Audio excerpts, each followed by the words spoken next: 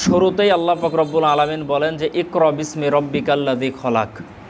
শুরুর শব্দটাই ছিল ইকরা, মানে পড়ার কথা আল্লাহ পাক রব্বুল আলামিন শুরুতেই বলেছেন। মানুষ যদি না পড়ে তাহলে মানুষ জানতে পারে না, আর মানুষ যদি জানতে না পারে তাহলে মানুষ মানতে পারে না। আল্লাহ পাক রব্বুল আলামিন যতগুলো মাখলুকাত বানিয়েছেন তার মধ্যে শ্রেষ্ঠ মাখলুক বানিয়েছেন মানুষকে। কারণ মানুষের জ্ঞান আছে, বুদ্ধি আছে, মানুষ পড়তে পারে, দেখতে পারে, চলতে পারে। আল্লাহ পাক রব্বুল আলামিন এই জন্য মানুষকে কথা বলার মতো শক্তি দিয়েছেন। আল্লাহ বলেন ওয়ালিসানাউ ওয়া শাফাতাইন, আমি আল্লাহ তোমাদেরকে জবান দিয়েছি কথা বলার জন্য।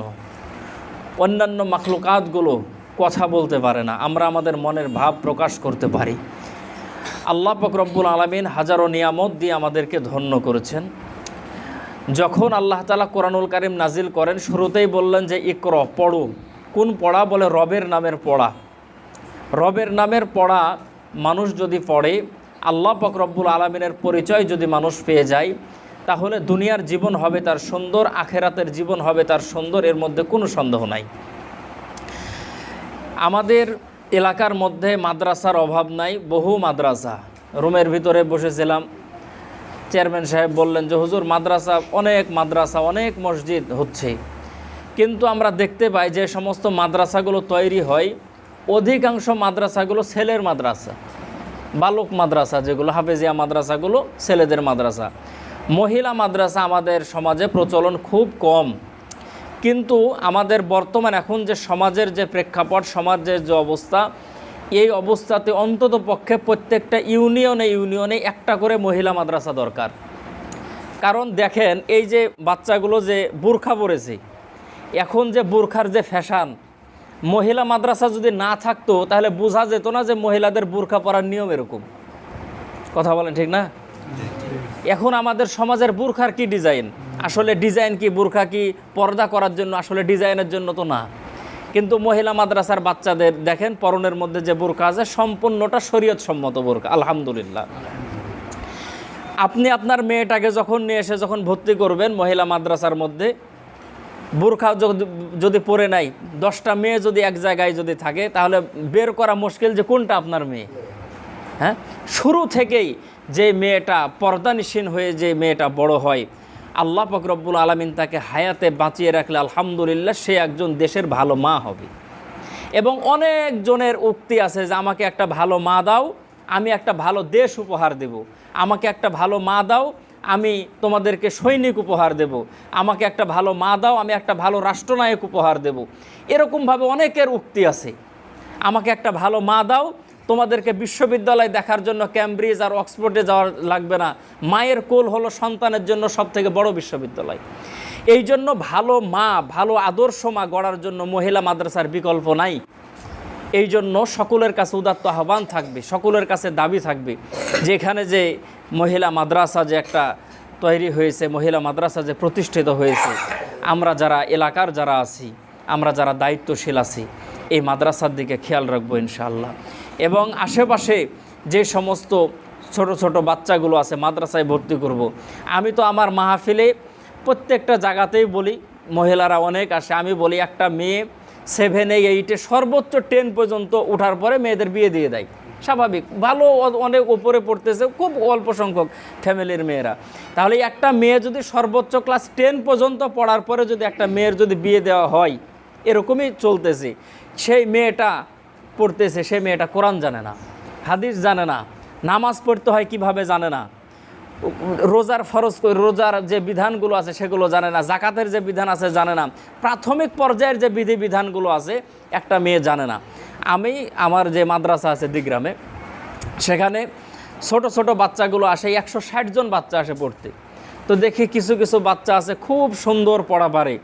তা আমি জিজ্ঞেস করি তুমি কার কাছে পড়ো? তো বলে আমি আমার মায়ের কাছে পড়ি। তো যে তার মায়ের কাছে পড়ে সে বাচ্চাগুলোই ভালো পড়া পারে। তাহলে মা যদি ভালো হয়, মা যদি কোরআন পড়তে পারে, তাহলে তার বাচ্চাদেরকে কোরআন শেখাতে পারবে, পড়াতে পারবে। আর মা যদি না জানে, বাবারা তো সময় দিতে পারে না ঠিক এইভাবে। আর একটা মেয়ে ক্লাস 10 পর্যন্ত পড়ার পরে বিয়ে হয়ে যাচ্ছে, ওই মেয়েটা যদি কোরআন যদি না জানে, শ্বশুর বাড়িতে যাওয়ার পরে জীবনে আর সে কোরআন পড়ার মতো তার সুযোগ হবে না। এই জন্য আমি বলি যে একটা মেয়ের যদি আপনার উদ্দেশ্যই যদি থাকে যে 8-এ 9-এ পড়ার পরে আপনি বিয়ে দিয়ে দিবেন, তাহলে অন্তত পক্ষে 3-4 বছর মহিলা মাদ্রাসায় পড়ান।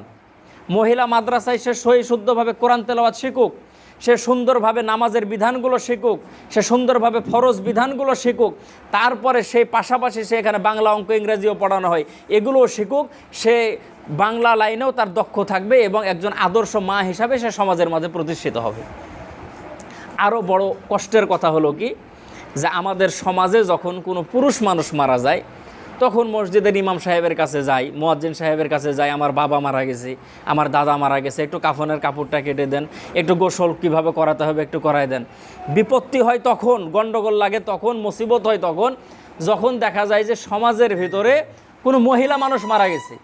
3 এলাকা মিলে খুঁজে পাওয়া যায় না যে একটা মহিলাকে সুন্নতি তরিকায় ভালোভাবে গোসল করাবে, এরকম একটা মহিলা পাওয়া যায় না। তাহলে এই মহিলা মাদ্রাসা যদি থাকে, এই বাচ্চাগুলো যদি না শিখে, তাহলে বলেন এগুলো শিখবে কোথায়?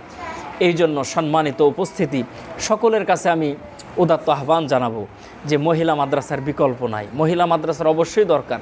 একটা মুর্দা মারা গেলে, একটা মহিলা মারা গেলে গোসল করানোর মতো মানুষ পাওয়া যায় না, শরীয়তের মাসালাগুলো জানা যায় না, গোসলের ফরজ কয়টা, অনেক মা বোন আছে জানে না গোসলের ফরজ কয়টা, কিন্তু 5টা বাচ্চার মা হয়েছে, গোসলের ফরজ জানে না।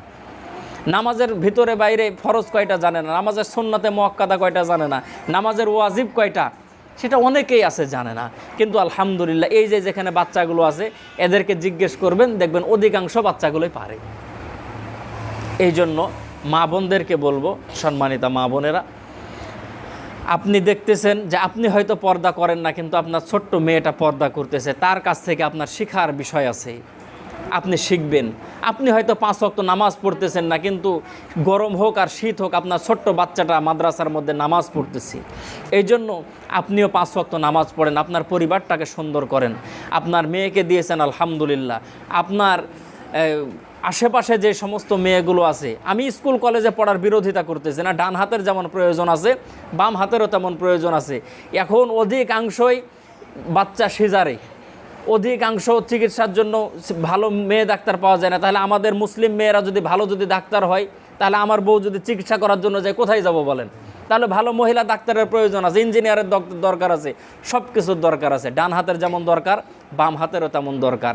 তবে আমার মৃত্যুর সময় আমার পাশে বসে একজন কোরআনুল কারীম তেলাওয়াত করবে, আমার মৃত্যুর পরে রব্বির হাম হুমা বলে দোয়া করবে, এরকম নেককার সন্তান ছেলেমেয়েও দুনিয়ার মধ্যে রেখে যাওয়া দরকার। এই জন্য আপনাদের কাছে উদাত্ত আহ্বান জানাবো, সন্তান ছেলে হোক মেয়ে হোক একটু মাদ্রাসায় পড়ান। সবাইকে আলেম বানাতে হবে বিষয়টা এরকম না, কোরআন জানুক, ইসলামের প্রাথমিক বুনিয়াদি যে শিক্ষা সেটা জানুক। তার ভিতরে যদি কোরআন থাকে, তার ভিতরে যদি নবীজির আদর্শ যদি থাকে, আল্লাহ পাক রব্বুল আলামিন যদি তাকে কবুল করেন, তাকে দ্বারা অন্যায় কাজ হওয়া অসম্ভব। যার ভিতরে একটু জ্ঞানের বুঝ আছে, সে যদি অন্যায় কাজ করতে যায় তার বিবেকে বাধা দেয় যে এটা গুনার কাজ, এটা খারাপ কাজ, এটা অন্যায়, এটা করব না। এই জন্য প্রত্যেকের কাছে উদাত্ত আহ্বান থাকবে, দাবি থাকবে যে আমরা আমাদের বাচ্চাদেরকে কোরআনুল কারীমের শিক্ষা দেব, বাচ্চাদেরকে মাদ্রাসায় পাঠাবো। যাদের বাচ্চাদেরকে মাদ্রাসায় পাঠানো এখন সম্ভব হয় না, সেই সমস্ত বাচ্চাদেরকে পাশে যে মক্তব আছে সে মক্তবের মধ্যে পাঠাবো, যাতে করে বাচ্চাগুলো কোরআনুল কারীম শিখতে পারে, কোরআনুল কারীম জানতে পারে। রাসূলুল্লাহ সাল্লাল্লাহু আলাইহি সাল্লাম হাদিস শরীফের মধ্যে বলেন যে দ্বীনি ইলম শিক্ষা করা প্রত্যেকটা নর নারীর ওপরে ফরজ। আর আল্লাহ রাসূল বলেন যে 2টা কাজ না করে যাতে মানুষ কবরের মধ্যে না আসে। 1 নাম্বার হলো কোরআন শিক্ষা, 2 নাম্বার হলো নামাজ। যে নামাজ বেনামাজি হয়ে যাতে ওই কবরে না আসে, আর কোরআন না শিক্ষা করে যাতে কবরের মধ্যে না আসে। বড় আফসোসের কথা হলো কি, আমাদের সমাজে অনেকে অমুসলিমরা মুসলমান হয়, 3 মাসের মধ্যে কোরআনুল কারীম সে তেলাওয়াত করা শিখে, কয়েকটা আয়াতের সে ব্যাখ্যা বিশ্লেষণ শিখে আমাদের সামনে দাঁড়িয়ে জুমার মসজিদে রীতিমতো বক্তব্য দেয়। আর আমি মুসলমানের ঘরে জন্ম নিয়েছে, 50 বছর বয়স, কোরআনুল কারীম তেলাওয়াত করতেই জানি না। তাহলে কত আফসোসের কথা, কত পরিতাপের কথা। এই জন্য সকলের কাছে আমার অনুরোধ থাকবে, আমরা কোরআনুল কারীম তেলাওয়াত করব, আমরা কোরআনের কাছে আত্মসমর্পণ করব, এই মাদ্রাসার দিকে খেয়াল রাখব, মাদ্রাসার যে সমস্ত ছাত্রীগুলো আছে তাদের দিকে খেয়াল রাখব, এবং যে সমস্ত ছাত্রীগুলো আজকে কোরআনুল কারীমের সবক নিল তাদের জন্য আমরা দোয়া করি। আল্লাহ পাক রব্বুল আলামিন যেন তাদেরকে কোরআনুল কারীমের হাফেজা হিসাবে যেন কবুল করেন, বলেন আমিন।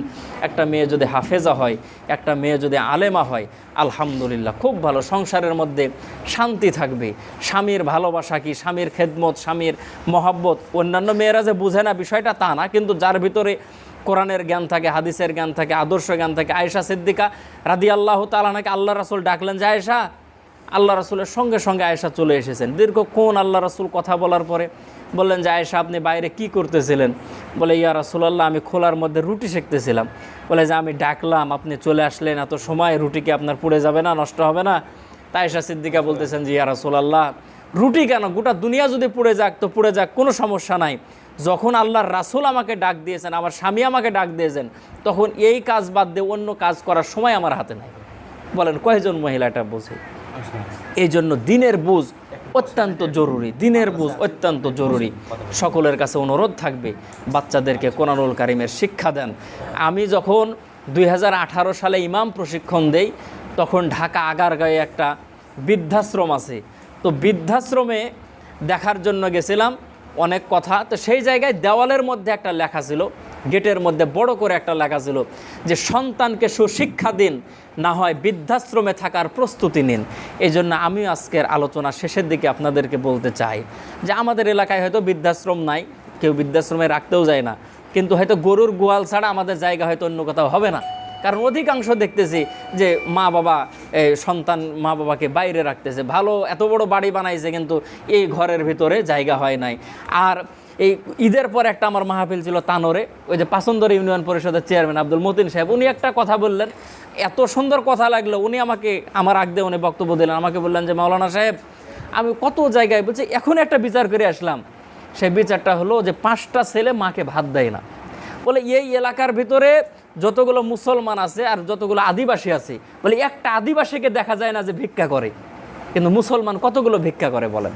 তাহলে তাদেরকে সন্তান নাই, তাদেরকে ছেলে মেয়ে নাই। তাহলে আদিবাসীগুলো ভিক্ষা করে না, বেধর্মীরা ভিক্ষা করে না, মুসলমানগুলো ভিক্ষা করে, কারণটা কি? তাহলে আমরা আমাদের আদর্শ থেকে অনেক দূরে চলে গেছি। যাই হোক, লম্বা সময় কথাবার্তা বললাম। চেয়ারম্যান সাহেব আছেন, কথা বলবেন। আল্লাহ পাক রব্বুল আলামিন যেন এই মাদ্রাসাকে যেন কবুল করেন, এই মাদ্রাসার সমস্ত ছাত্র শিক্ষক উস্তাদগুলোকে যেন আল্লাহ পাক রব্বুল আলামিন যেন কবুল করেন, আমিন। রব্বানা ফাগফির লানা যুনুবানা ওয়া কাফির আন্না সাইয়্যাতিনা ওয়া তাওয়াফানা মা'আল আবরার।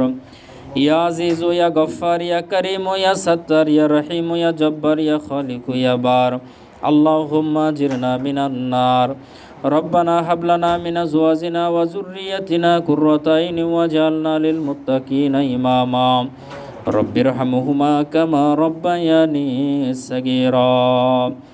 রব্বুল আলামিন মিফতাহুল জান্নাহ মহিলা মাদ্রাসার সবক প্রদান অনুষ্ঠানে আমি গুনাহগার, আপনার কিছু খাস বান্দা বান্দীদেরকে নিয়ে আপনার শাহী দরবারে 2 কানা হাত তুলেছি। ইয়া আল্লাহ রব্বুল আলামিন, হায়াতের জিন্দেগির সগীরা গুনাহ, কবিরা গুনাহ, গোপনে প্রকাশ্যে জেনে আর না জেনে জীবনে যৌবনে যতগুলো গুনাহ করেছি, গুনার খবর মা জানে না, গুনার খবর বাবা জানে না, গুনার খবর বিবি বাচ্চা পাড়া প্রতিবেশী কেউ জানে না। রে আল্লাহ, আমাদের গুনার খবরগুলো জানেন আপনি। আল্লাহ, আমাদের গুনার খবরগুলো জানার পরও আপনি সাত্তার নামের চাদর দিয়ে আমাদের গুনাহগুলোকে ঢেকে রেখেছেন। দুনিয়ার কোনো মানুষকে আমাদের গুনার খবরগুলো আপনি জানতে দেন নাই। রব্বুল আলামিন, আপনার নবীর ঘর মাদ্রাসার মধ্যে বসে পবিত্র কোরআনুল কারীমের সবক প্রদান অনুষ্ঠানের মধ্যে বসে আপনার শাহী দরবারে 2 খানা হাত তুলে দোয়া করি, আল্লাহ আমাদের জিন্দেগির সমস্ত গুনাহগুলোকে আপনি মাফ করিয়া দেন। রব্বুল আলামিন, আয় আল্লাহ, আমরা যারা এখানে উপস্থিত আছি, আমাদের অনেকের মা নাই, অনেকের আমাদের বাবা নাই। রে আল্লাহ, মা বাবা যে অন্ধকার কবরে কি অবস্থার মধ্যে আছে তাও আমরা জানি না। রব্বুল আলামিন, আমাদের যাদের মা নাই, আমাদের যাদের বাবা নাই, মেহেরবানি করে মা বাবার কবরগুলোকে জান্নাতের টুকরা বানায় দেন। ইয়া আল্লাহ, প্রচণ্ড রৌদ্রের তাপে শরীর ঘেমে যায়, এসির মধ্যেও শরীর ঘেমে যায়, ফ্যানের বাতাসে গরম সহ্য করতে পারি না। ইয়া আল্লাহ, 3.5 হাত মাটির নিচে যে মা কিভাবে ঘুমায় আছে জানি না, বাবা যে কিভাবে আছে জানি না। মায়ের জন্য কোনো ব্যবস্থা করতে পারি নাই, বাবার জন্য কিচ্ছু করতে পারি নাই। রব্বুল আলামিন, আমাদের যাদের মা নাই, আমাদের যাদের বাবা নাই, মা বাবার কবরগুলোকে জান্নাতের টুকরা বানায়া দেন গো আল্লাহ। রব্বুল আলামিন, মা নামাজ হয়তো কাজা করে ফেলেছে, বাবা হয়তো ঠিক মতো নামাজ পড়তে পারে নাই, আমাদের মতো সন্তানের মুখে হাসি ফোটানোর জন্য জমিনে কাজ করেছে, নামাজ পড়তে পারে নাই, বাইরে কাজ করেছে, ফরজ বিধানগুলো মানতে পারে নাই, আমাদের কারণে মা বাবাকে শাস্তি দিয়েন না গো আল্লাহ। রব্বুল আলামিন, আমাদের নানা নানি, দাদা দাদি, চাচা ফুফু, খালা খালু, আলী আউলাদ, বংশধর, খানদানবাসী, এলাকাবাসী, পাড়া প্রতিবেশী, মহাব্বতী, মাতৃকুল পিতৃকুল, যে যেখানে কবরস্থ সবাইকে আপনি কুদরতের নজরে মাফ করিয়া দেন গো আল্লাহ। আমাদের যাদের আব্বা আম্মা হায়াতে বেঁচে আছে, রব্বুল আলামিন মাফ করিয়া দেন। আয় আল্লাহ, আব্বা আম্মা যদি মাদ্রাসায় না পড়াইতো কোরআন পড়তে পারতাম না, হাদিস পড়তে পারতাম না। রব্বুল আলামিন, মানুষ কোরআন পড়ার কারণে এত সম্মান ভক্তি করে, এত সম্মানও পাইতাম না। রব্বুল আলামিন, যে আব্বা আম্মা এত কষ্ট করে মাদ্রাসার মধ্যে পড়াইলো, আমার আব্বা আম্মা সহ প্রত্যেকের আব্বা আম্মাকে আপনি মাফ করিয়া দেন আল্লাহ। আমাদের আব্বা আম্মাদের হায়াতকে আপনি দীর্ঘ লম্বা হায়াত বাড়াইয়া দেন ইয়া আল্লাহ। যাদের আব্বা আম্মা অসুস্থ, মেহেরবানি করে শেফা দান করে দেন ইয়া আল্লাহ। এই মিফতাহুল জান্নাত, এই মাদ্রাসাকে আপনি কবুল করিয়া নেন। এই মাদ্রাসার সমস্ত ছাত্রীগুলোকে কবুল করিয়া নেন, শিক্ষিকাগুলোকে কবুল করিয়া নেন, শিক্ষকগুলোকে কবুল করিয়া নেন, অভিভাবকগুলোকে কবুল করিয়া নেন। প্রত্যেককে 5 ওয়াক্ত নামাজি বানায়া দেন, দিনদার ইমানদার মুত্তাকি পরেজগার বানায়া দেন ইয়া আল্লাহ। রব্বুল আলামিন, কোন দিন জানি মারা যাই জানি না, কোন সময় জানি মারা যাই জানি না, ঈমান নিয়ে কবরে যাওয়ার মতো তৌফিক দান করে দিয়েন ইয়া আল্লাহ। রব্বুল আলামিন, ব্রেন জেহেন শক্তি দান করেছেন, মৃত্যুর আগে পাগল বানায়া দিয়েন না। দৃষ্টি শক্তি দান করেছেন, অন্ধ বানায়া দিয়েন না। শ্রবণ শক্তি দান করেছেন, বধির বানায়া দিয়েন না। কথা বলার মতো শক্তি দিয়েছেন, বোবা বানায়া দিয়েন না। চলার মতো শক্তি দিয়েছেন, অর্ধাঙ্গ বানায়া দিয়েন না। ডায়াবেটিক্স দিয়েন না, প্রেশার দিয়েন না, হার্টের রোগ দিয়েন না, ক্যান্সার দিয়েন না, মহামারী দিয়েন না। রব্বুল আলামিন, যদি কাউকে দিয়ে থাকেন মেহেরবানি করে শেফা দিয়া দেন ইয়া আল্লাহ। রব্বুল আলামিন, কোন দিন জানি মারা যায়, কোন সময় জানি দুনিয়ার জমিন থেকে বিদায় নিয়ে চলে যায় রে আল্লাহ। শরীরে কাফনের কাপড় লাগানোর আগে আগে একবার এহরামের কাপড় লাগানোর মতো তৌফিক দান করে দিয়েন রে আল্লাহ। নবীজের রওজার পাশে দাঁড়ানোর মতো সুযোগটা করে দিয়েন আল্লাহ। খানায়ে কাবা তাওয়াফ করার মতো একটু সুযোগ করে দিয়ে ইয়া আল্লাহ। হেরেমে সেজদা দেওয়ার মতো সুযোগ করে দিয়েন গো আল্লাহ। রব্বুল আলামিন, মৃত্যুর সময় জবানকে বন্ধ করিয়েন না, আমাদের জবান দিয়ে আপনি জারি করে দিয়েন রব্বুল আলামিন তাওহীদের কালেমা। রব্বুল আলামিন, আমাদের সঙ্গে আমাদের চেয়ারম্যান সাহেব হাত তুলেছেন, আল্লাহ তাকে কবুল করিয়া নেন। তার আত্মীয় স্বজন যারা অন্ধকার কবরে তাদেরকে আপনি মাফ করিয়া দেন। রব্বুল আলামিন, তাকে দেশ জাতি ইসলামের খাদেম হিসাবে কবুল করিয়া নেন। শয়তানি দুশ্মনের দুশ্মনী থেকে তাকে হেফাজত করেন। রাস্তায় চলার পথে বিপদাবাদ মুসিবত থেকে হেফাজত করেন ইয়া আল্লাহ। রব্বুল আলামিন, আতাউর ভাই তাকেও কবুল করিয়া নেন। আমার বাম পাশে 2 জন আরো মুরব্বী আছে, আল্লাহ তাআলা তাদেরকেও কবুল করিয়া নেন। রব্বুল আলামিন, দুয়ার সঙ্গে যারা আমিন আমিন বলল প্রত্যেককে আপনি কবুল করিয়া নেন ইয়া আল্লাহ।